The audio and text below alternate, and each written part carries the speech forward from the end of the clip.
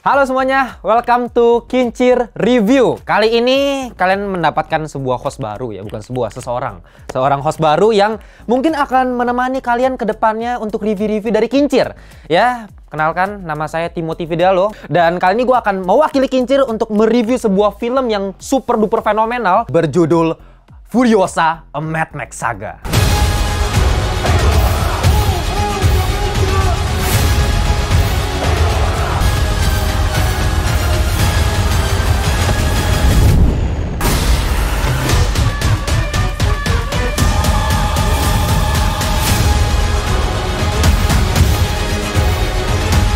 Buat kalian yang belum pernah nonton film Mad Max sama sekali, gue bakal kasih sedikit gambaran cerita ya. Sebenarnya ini film udah ada trilogi ya, versi jadulnya. Tapi untungnya dibuat film berikutnya di tahun 2015, judulnya itu Mad Max Fury Road. Setelah hampir satu dekade ya, hampir 10 tahun, akhirnya dibuat satu film baru yang bisa dibilang spin-off terhadap karakter yang pernah muncul di film Mad Max Fury Road. Namanya itu si Furiosa. Nah, di film ini kita lebih mendapatkan cerita dari karakter si Furiosa itu sendiri.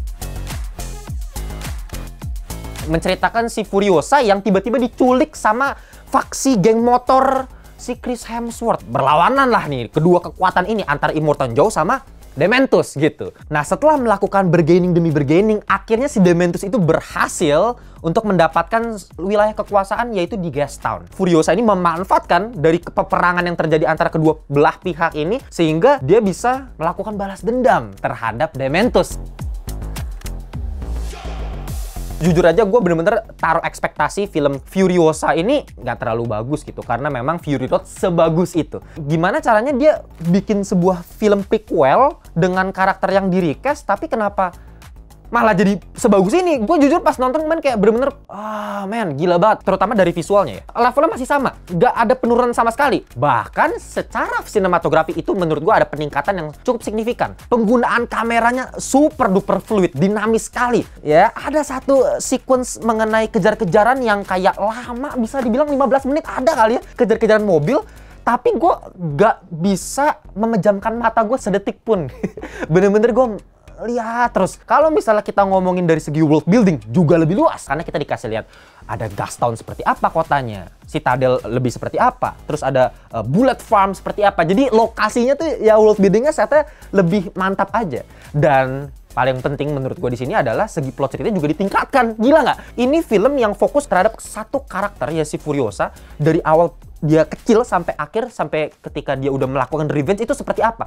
Dan itu cukup presisi buat gue ya. Penceritaan 5 babak bertujuan untuk mengurangi kesan lompat-lompat ceritanya karena ini kan panjang ya. Apalagi ngomongin dari segi suara, sound masih sama lah sama Fury Road. Segila itu. Penata musiknya di sini masih sama yaitu Tom Holkenberg ya. Scoringnya si Tom Hardy ya sebagai Mad Max dulu yang pakai selo rendah gitu.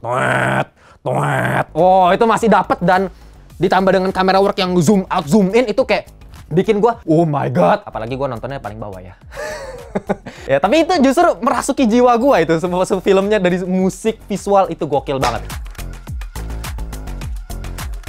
Sudah pasti dari sisi penceritaan ya, karena film ini fokusnya kan di action ya. Karena memang kalau misalnya ngomongin action udah pasti ngomongin sinematografi, ngomongin koreografi, ngomongin seberapa barbar, seberapa excited penonton melihat filmnya itu. Terutama visualnya gitu. Sedangkan plot cerita biasanya jadi terbengkalai itu. Nah, untungnya di sini gue ngelihat keduanya bisa berbarengan. Tapi ya tetap aja gue bisa menemukan permasalahannya, yaitu penceritaan yang terkesan melompat-lompat ya. Karena memang Furiosa dari kecil tiba-tiba nanti udah naik jabatan aja, tiba-tiba nanti kabur, hilang kemana, itu bener-bener banyak yang keskip gitu. At least itu masih bisa dimaafkan lah karena ini memang film action.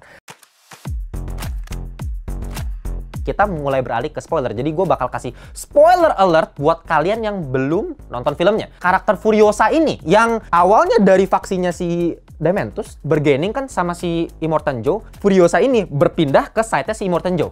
Nah, pada awalnya kan dia pengen dijadikan istrinya si Immortan Joe gitu. Ketika dia udah besar tentunya. Ketika dia disimpan di situ dan dia kabur dari tempat Immortan Joe, gak ada satu scene pun di film ini yang menunjukkan mereka nyari si Furiosa yang tiba-tiba hilang. Plotnya memang kesannya lompat-lompat dan banyak plot hole. Mungkin kalian merasa gitu. Ini aja dalam 2,5 jam bisa bikin gua melongo terus. Ini udah one of a kind movie, apalagi ngomongin film action. Akhir kata, Kincir bakal kasih 4K rating untuk Furiosa A Mad Max Saga. Karena memang ini film yang sangat-sangat paket komplit, terutama sebagai film action. Minusnya cuma masalah plot, itu aja. Acting, nggak usah ditanya. Chris Hemsworth, lu masih ragu? Ah, paling gue ngeliat Thor doang. No. Ya, di sini dia pakai tenggorokan, suaranya, wih, mantep gitu ya. Beda banget. Anya Taylor-Joy juga berubah. Jadi, dialog, fase, penceritaan, enak semua. Ya, segitu aja review dari Kincir kali ini.